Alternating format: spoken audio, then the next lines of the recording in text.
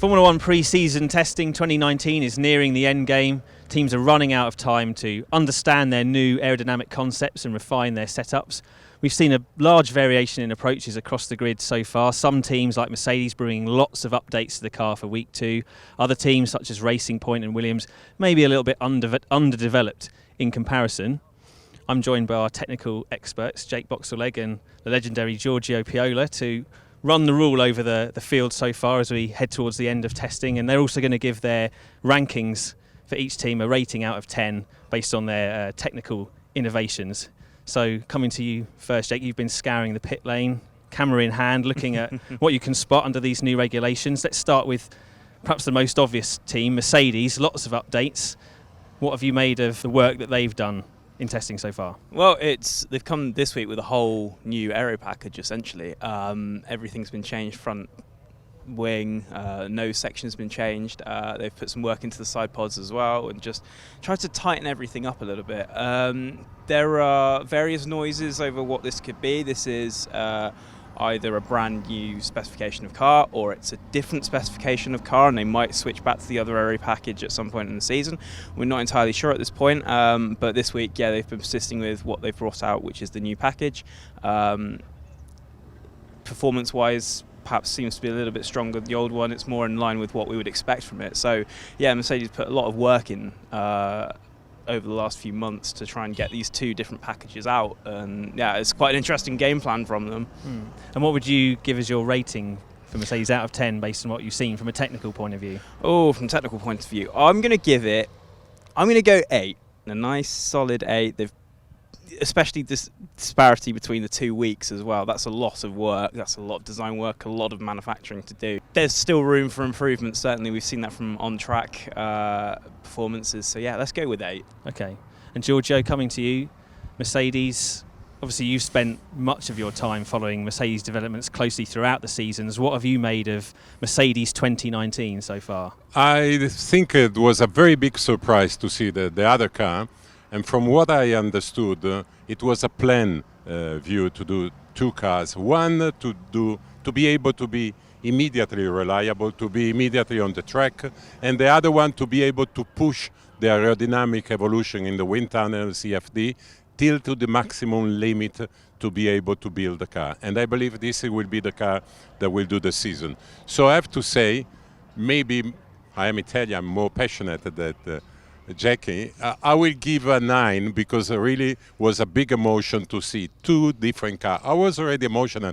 The first car was already a big step forward compared to last year's car. And the second one, really unbelievable, the work they did. So I will give a good 9. Okay. Talking about passion brings us neatly to Ferrari, Italian team. Try not to well up with excitement. Giorgio, what do you make of Ferrari's concept? My passion is not from nationality. My passion is when I see something terribly interesting.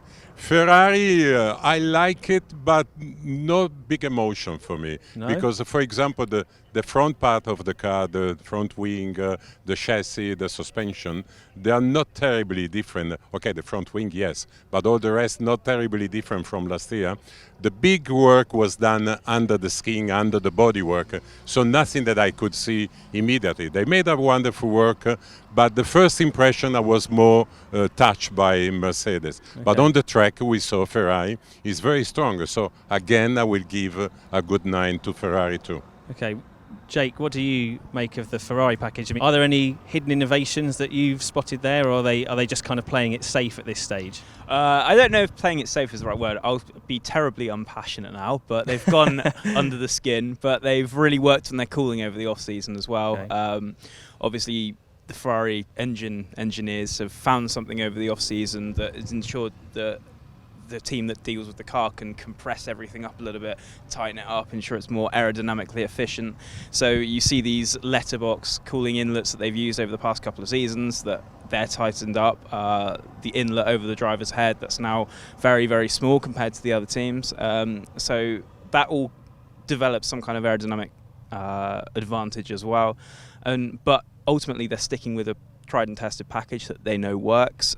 Obviously, they believe that their concept last year was very, very strong, and they've just opted for a continuation of that. So In development terms, there's not been a whole lot, but we know it was a good package. We know that they're going to be strong out of the box. So I'm going to echo Giorgio here, and I'm going to go with the 9 as well. 9. Mercedes beating 9 Yeah. for Ferrari. Well, Red Bull Honda will be the team that does its best to bridge the gap and fight with Mercedes and Ferrari this year. All new engine package for that team. A team that obviously famously pushes hard on aerodynamics and packaging. What have you made of the RB15 married to the Honda engine? Well, it's everything that Red Bull wants from an engine supplier, which is to just package everything as tightly as possible. And ironically, this is exactly what McLaren wanted back in 2015 with the Size Zero concept. And 4 years on, Red Bull now has that, and McLaren doesn't so much because they've gone down a different route. So having the Honda engine, it's going to take some time for them to sort of find out how the relationship works and find their way through it. But out of the box, they've got a very, very tightly packaged car. It's almost like the 2013 Red Bull when we're coming to the end of the V8 era, when that was insanely tightly packaged. And this is... And a super successful period for Red Bull as well. Exactly, as well. And they're going to be hoping that they'll find a return to that. Everything just seemed... Again, it's a continuation of last year's car, but everything's just tighter, stronger, better. So I'm going to give it a good old 8.5, I reckon. 8.5, slotting neatly in between Mercedes and Ferrari. Giorgio, are we seeing the same kind of thing from the RB15? Is it a class-leading chassis, in your opinion? I believe so. Also, if from what I heard from Red Bull people, still not all the pieces are on the car, so there will be some more evolution. They were not very happy at the end of last week testing, but I do believe the cars aerodynamically, but I'm not so expert as Jackie, but from first sight I do believe they are doing a wonderful job, also because there is a tendency, also the other car, they follow much more the shape, especially from the side pods to the back of the car, the shape that Adrian Newey was working on from all these years. And the shape of the side pods, the Coca-Cola in this area, now a lot of cars follow a little bit like this, even Ferrari. What is interesting that Red Bull, they went with a different solution of front wing compared to Toro Rosso. And this is interesting, and is a solution that is a little bit in the middle by Merck and let's say the extreme Alfa Romeo, for example. Okay. And so the question mark will be the reliability of the Honda engine. Yeah. I do hope, because we need to have a man like Verstappen to be together with Hamilton and Vettel to fight for the championship. It will be wonderful for the sport, and it will be wonderful because Red Bull is a wonderful team. And I could say a 9 minus a little bit. Because I do believe 8.9 between in the middle, not just to copy Jackie, but I will give a little bit plus to Red Bull. Wow, you technical people in your decimal places. Let's move on to the midfield, because those three teams obviously we expect to be well clear. Renault, the manufacturer team that really should be looking to snap at the heels of Red Bull, Ferrari and Mercedes, maybe not by the end of this year, but certainly in the long-term plan. What have we made of their new car? Is there anything that stands out technically about the Renault? There is nothing that really surprised me. I think it's a clever evolution from the car from last year, and we have to say from the middle of the season, Renault, they made a big improvement on their car. So let's hope they will be able to be competitive immediately, maybe behind the top 6, or sometime even fighting for them. I will give a 7.5. 7.5.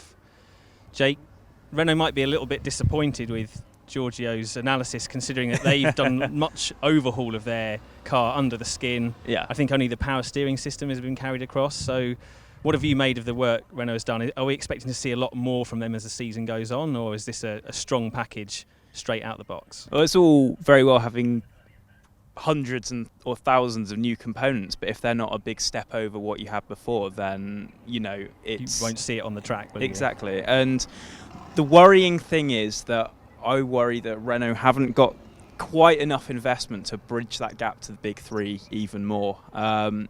Their investment terms ahead of everybody else, but I don't think they've got enough in the tank to try and push any further. I think it's still going to be another year of not frustration as such, but it's going to be probably another 4th place again. The car, as Giorgio has already said, it's very strongly rooted in what they had last year, just adapted for the new regulations. Okay.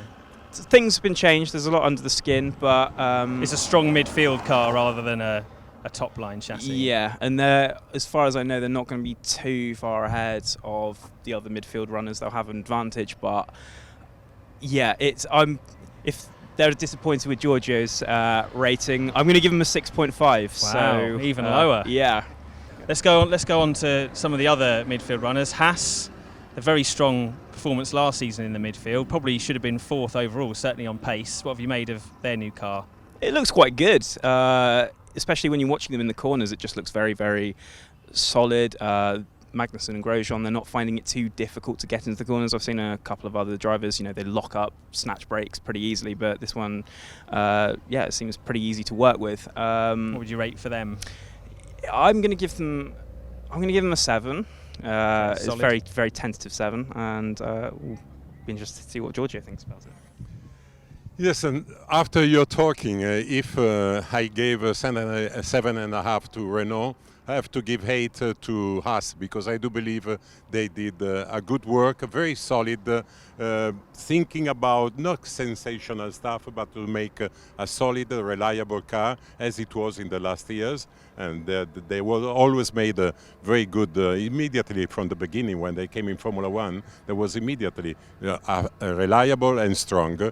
So even if there is nothing that excited myself in this car, and is a B version, let's say, of the Ferrari, but it will be a good runner. And what about Alfa Romeo, the other team that partners with Ferrari? Closer ties there now that it's become a quasi-manufacturer team rather than Sauber as before. What do you make of that new car? It looks quite interesting. Yes, you said exactly. Alfa Romeo for me is much more interesting than Haas. They took some risk to do something different, not only the shape of the nose, but everything. What I do believe they didn't have the potential to do the cooling that Ferrari was doing, and you can see immediately the engine cover, the airbox is much bigger than the Ferrari, and I believe that it is also due to financial problem. So they didn't spend too much money on trying to do this research, but I like this car because there are new ideas, so something interesting. So I will give, even if maybe it's too much, 8.5, just because they show something new. And would you agree with that, Jake? What would be your rating of the Alfa? I'm leaning towards that way as well. 8.5 and 9, somewhere in between. 8.75 maybe. Wow. Wow. Just because 2 decimal places now. Just because they've not been afraid to innovate. Sometimes when you're in a midfield runner, if you're playing it too conservative, then you're just sort of following the crowd almost with your own developments, then it might be something that's slightly compromised with what your actual package is. So you've got to try and create something that's a little bit out there. Something that might compromise you in other ways, but you pick certain tracks and think, okay, we're going to be strong here, here, here, and here. Maybe try and swing for a podium. It reminds me of Tyrrell towards the end of their life when they just decided, okay, we'll innovate and not be afraid to do it, even if it sets us back at some venues. See what comes off. Yeah, exactly. So yeah, I'll go with 8.75 if I can do that. Fair enough. What about some of the perhaps lesser or slightly lower midfield runners? The Toro Rosso, much closer relationship with Red Bull. What do we make of that team? What ranking would you give them? It's an interesting season for them, isn't it? Because they've essentially carried out the development work for Honda ahead of the tie-up with Red Bull. The car, it looks solid around the circuit, but nothing spectacular. Obviously, there's still room for development. I'm going to give them a tentative 7. Tentative 7. Giorgio, Toro Rosso. I do agree on the rate because I will give a 7. But what I'm a little bit sorry that at the end, Toro Rosso this year is too close, too similar to Red Bull. While before they was doing something different. Now the concept of the car, the shape, they became like a B version of the Red Bull. The only big difference is the front wing. It's totally different from the one of the Red Bull.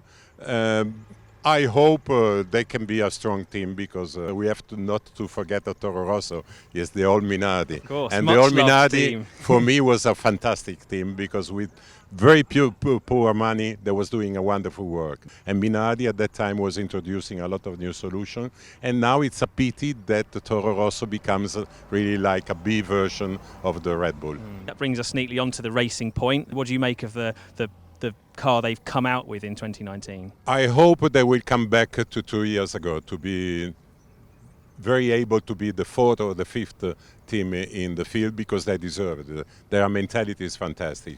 Not big stars, but doing always a very solid car. So I will give 7 with the hope they can do even better. Okay. And Jake, what have you made of the Racing Point design? Anything stand out? Nothing stands out at the moment, because they're very much pinning everything on what they bring later in the season. This is very much sort of a launch spec. Yeah, essentially. So it's just to make sure that they get the running in. They've not been able to do too much because they're quite short on parts at the moment. So another tentative 7, or you go higher? I'll lower? go with a 6. 6. But that has the potential to grow come Melbourne. I think there's going to be a point where they'll just throw a little bit more upgrades on the car, but obviously the car's been in development since last season. Another team that's had a rough time of things, but maybe for different reasons in recent years, McLaren, no longer with Honda obviously. They've had a year now with Renault. What have you made of the MCL 34, which it looks like they had a lot of time to work on that car after switching development off last year's car quite early? Anything excite you about the McLaren? It looks like it's quite an innovative package. It was a nose design they brought in last season, which they've tweaked. Hopefully they're not going to suffer the same problems as last season, where as soon as they turned in, the downforce just went away. Hopefully that will be sorted out, especially for 2 new drivers as well. It'll be great to see them sort of get off the mark a little bit. Ratings wise, I'm going to say 6 again. More to come. Yeah, certainly more to come, definitely.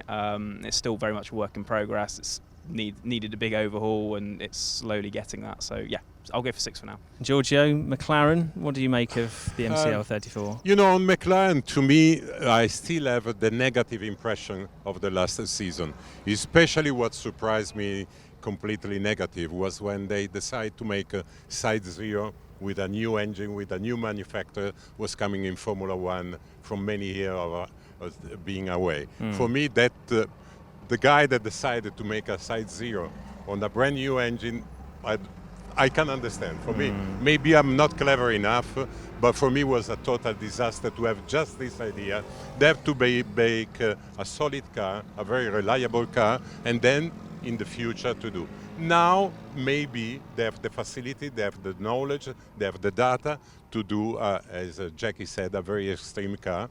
So I hope to be wrong from my mentality, negative mentality. So I give a 6, me too, but just that I want to be confirmed on the track from the result. Okay.